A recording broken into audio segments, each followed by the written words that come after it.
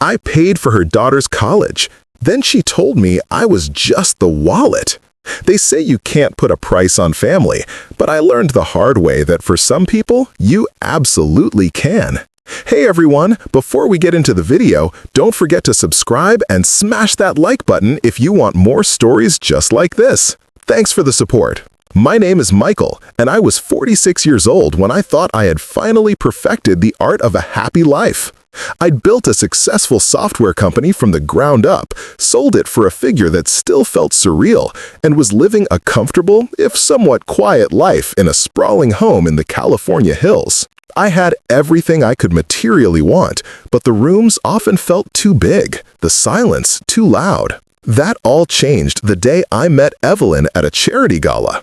She was a vision of grace, with a laugh that seemed to chase away the shadows in my life. She was a single mother, a detail she shared with a mix of pride and vulnerability that I found incredibly endearing. Her daughter, Maya, was 16 then, bright, witty, and with a quiet intelligence that shone in her eyes. Our courtship was a whirlwind of shared dreams and late-night conversations. Evelyn made me feel seen, not for my bank account, but for the man I was. She'd listen intently as I talked about the early days of my company, the struggles, the triumphs, and in turn, she shared her world with me. Within 6 months, they had practically moved in.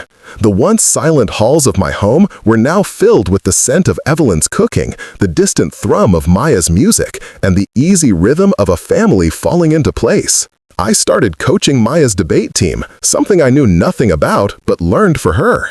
I helped her with calculus problems that made my brain ache just to see the look of understanding dawn on her face. I wasn't just Evelyn's boyfriend, I was Michael. I was the guy who fixed the Wi-Fi, who grilled burgers on the weekend, who was there for every school play and parent-teacher conference.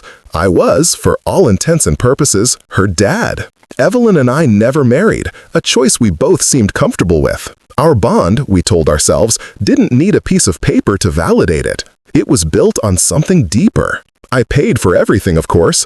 It was a natural extension of my role. The mortgage, the cars, the extravagant vacations we took.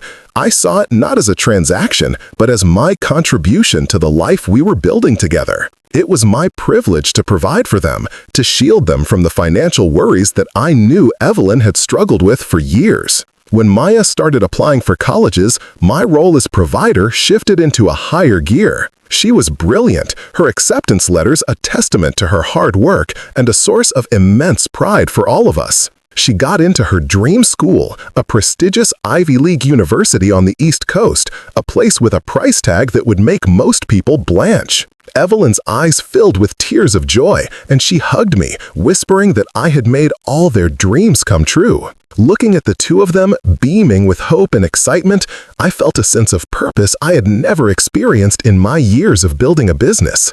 This was my legacy. It was the biggest check I had ever written, but in that moment, it felt like the smallest price to pay for the family I had always dreamed of. The summer before Maya left for college was a golden haze of celebration. We threw a massive graduation party in our backyard, the very lawn I had once seen as just an expanse of green grass, but now viewed as the stage for our family's milestones. I watched as Maya, radiant in her white dress, moved through the crowd of her friends and our family, a confident young woman on the cusp of her future. Every time she looked over at me and smiled, a wave of paternal pride washed over me so powerfully it almost brought me to my knees.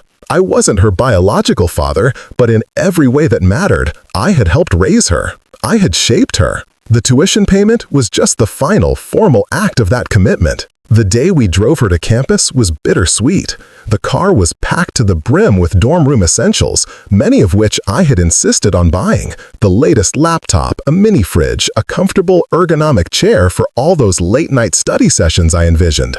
Evelyn was a mess of happy tears, and even I felt a lump form in my throat as we helped her unpack her small room. We met her roommate, took a tour of the historic campus, and ate dinner at a bustling pizzeria in town.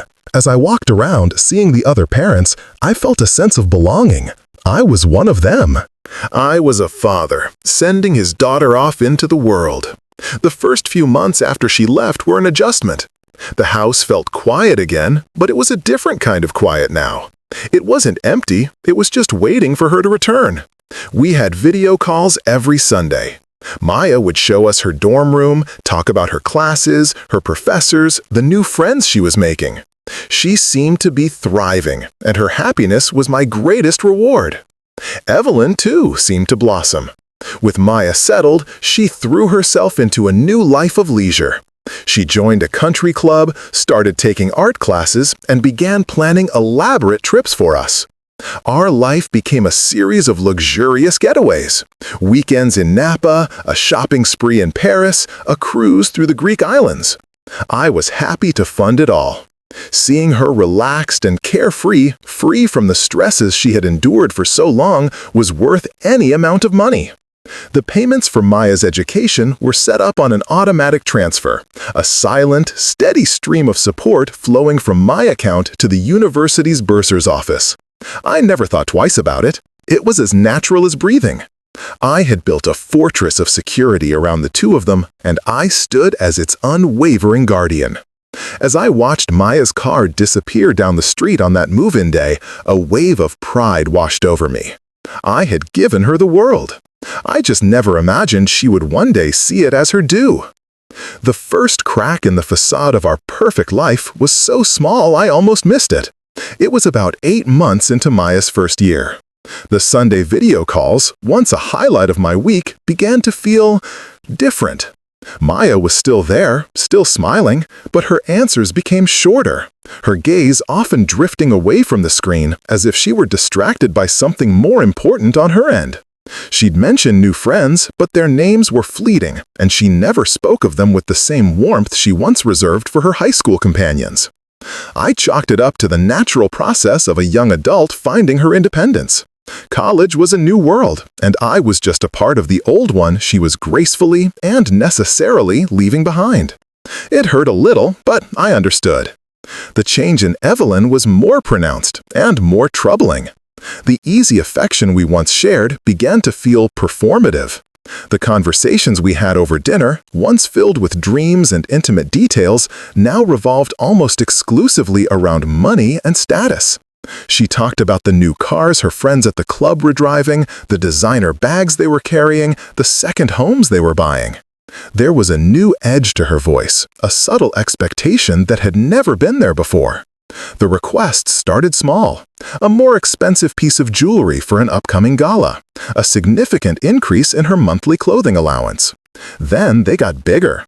She wanted to renovate the entire kitchen, not because it was old, but because she'd seen a design in a magazine that she felt was more our style. The price tag was astronomical. I agreed, of course, wanting to keep her happy, but a flicker of unease ignited within me. The real alarm bell rang one afternoon when I was reviewing our monthly financial statements, a task I usually delegated but felt compelled to do myself that day. Tucked between the charges for high-end department stores and the country club was a down payment for a new car. A luxury sports car, far more expensive than anything she would ever need or typically drive. It wasn't on the card we usually used for shared expenses. It was on the card I had given her for personal incidentals, a card with a very high limit that I had never once questioned. When I asked her about it that evening, she just waved her hand dismissively, a practiced smile on her face. She said it was a gift for Maya, a surprise for when she came home for the summer, a reward for her good grades. The explanation was plausible, but it didn't sit right. Maya had always been sensible, grounded. A gas-guzzling sports car seemed completely out of character for her. I looked at Evelyn, at the perfectly composed woman I had shared my life with for years, and for the first time, I felt like I was looking at a stranger. A cold knot of doubt, something I hadn't felt in years, began to tighten in my stomach. I told myself I was being paranoid, but a quiet voice in my head whispered that I was just being a fool. The fool I was, I tried to push the doubt away. I wanted to believe in the life I had built, in the love I thought was real. I focused on my work, on my hobbies, trying to convince myself that the distance I felt was just a phase, an empty nest adjustment that would eventually fade.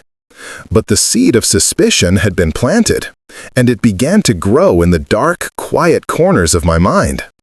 I started noticing things I had previously overlooked. The hushed phone calls Evelyn would take in the garden, her back turned to the house. The way she would quickly close her laptop screen when I walked into her office. The way she flinched, almost imperceptibly, whenever I touched her. The house, once a sanctuary, now felt like a stage, and I was the only one who didn't seem to know the lines. The truth, when it came, didn't arrive with a bang, but with a whisper that shattered my world. I had come home early from a business trip, a day earlier than planned. I wanted to surprise Evelyn. The house was silent when I let myself in. I could hear a faint voice coming from her home office down the hall. The door was slightly ajar. I was about to call out her name when I heard the tone of her voice. It was low, conspiratorial, and laced with a kind of smug amusement I had never heard before. I froze, my hand on the doorknob. I couldn't hear the other person on the line, but Evelyn's side of the conversation was a monologue of poison. She laughed, a light, cruel sound. "No, of course not," she said, her voice dripping with condescension. "He's the wallet, honey. That's his entire function." My blood ran cold. I stood there, paralyzed, as she continued. "He thinks we love him. It's almost sweet, in a pathetic sort of way. He's so desperate for a family, he'll believe anything." There was a pause, and then she spoke again, her voice triumphant. "The car? Oh, that's for me. A little bonus for a job well done. Maya's getting something more practical. He'll pay for both. He always does." Another pause. "Don't worry about the tuition. The well is deep. We just have to keep him happy, or at least keep him thinking he's happy. It's brilliant, isn't it?" The air left my lungs. The world tilted on its axis. Every shared memory, every tender moment, every "I love you" replayed in my mind. Each one now twisted into a line in a script I had never been privy to. I wasn't a partner, a father, a lover. I was a mark, a resource, a wallet. I stood there in the hallway, the man who had everything, and realized I had absolutely nothing at all. And in that deafening silence, a plan began to form, cold and clear as ice. The next few days were a masterclass in emotional suppression. I moved through the house like a ghost, my every action a performance. I smiled when Evelyn told me about her day. I kissed her goodnight. I sat across from her at dinner, listening to her talk about her plans for a new swimming pool, all while the words I had overheard echoed in my head like a relentless drumbeat. "He's the wallet." Each word was a hammer blow to the man I used to be, shattering the illusion of love and family I had so carefully constructed. The pain was a physical thing, a hollow ache in my chest that made it hard to breathe. But beneath the pain, something harder and sharper was taking shape. Resolve. I was not going to be a victim in this story. I was not going to be the fool who walks away with nothing but a lighter bank account and a broken heart. I spent my nights not in bed, but in my own home office, the one she never used. I made phone calls to my lawyer, to my financial advisor, to my accountant. I laid out the facts, my voice steady and devoid of emotion. I had them draw up the necessary paperwork. The first step was to untangle our finances. The house, though in my name, had community property implications. The cars, the credit cards, the joint investment accounts, they were all threads in a web I had willingly allowed myself to be caught in. But I was the spider who had built the foundation. I had the documents, the records, the proof of where every single dollar had come from. My team was efficient and discreet. Within 48 hours, I had a plan. It wasn't about revenge in a petty, theatrical way. It was about reclamation. It was about reclaiming my dignity, my assets, and my future. The most difficult part was Maya. The thought of her, my brilliant girl, being a part of this deception was the sharpest shard of glass in my heart. Was she an active participant or just a pawn in her mother's game? I didn't know. The uncertainty was torture. But I had to operate on the assumption that the entire enterprise was a charade. The automatic tuition payments were the first thing to go. My lawyer advised me that I had no legal obligation to continue them, especially given the circumstances of fraud, or at the very least misrepresentation. Stopping the payment would send a message. It would force a conversation. I looked at a photo on my desk of the three of us on vacation in Italy, our faces pressed together, smiling. In the past, the picture had brought me warmth. Now, it just looked like a well-produced advertisement for a product that didn't exist. I picked up the phone and made one final call, authorizing my accountant to halt the transfer scheduled for the next day. The documents were signed. The accounts were frozen. The next morning, I would sit down at the breakfast table, not as the wallet, but as the man who held the purse strings, and it was time to cut them off. The morning sun streamed into the kitchen, bathing the pristine, newly renovated space in a soft golden light. It was the same kitchen where I had shared countless cups of coffee with Evelyn, where I had helped Maya with her science projects. Today, it felt like a courtroom, and I was the judge, jury, and executioner. Evelyn was already there, scrolling through her phone, a picture of casual entitlement. She didn't look up as I poured my coffee, just murmured something about a new spa she wanted to try. I sat down opposite her, the silence stretching between us thick and heavy. I slid a single piece of paper across the polished granite countertop. It was a bank statement, the one showing the stopped payment to the university. She finally looked up from her phone, her expression mildly annoyed at the interruption. She glanced at the paper, then back at me, her brow furrowed in confusion. She asked what it was. I didn't raise my voice. I didn't show anger. I just looked at her, really looked at her, and saw the stranger I had been living with. I told her in a calm, even tone that the financial arrangement between us was over. I explained that the tuition payments would cease, that her credit cards had been canceled, and that the title for the new sports car was, in fact, in my name, and would be sold. I told her that the lawyer would be in touch to discuss the timeline for her to move out of my house. The transformation on her face was swift and terrifying. Confusion morphed into disbelief, then into a cold, hard rage. The mask of the loving partner fell away, revealing the calculating woman beneath. She accused me, threatened me, her voice rising to a shriek. But I just sat there, unmoved, my silence a more powerful weapon than any of her words. The final call was to Maya. I didn't know what I would say, but I knew I had to say something. I dialed her number from my office, the room where my entire world had collapsed just days earlier. When she answered, her voice was bright and cheerful, completely unaware of the seismic shift that had occurred.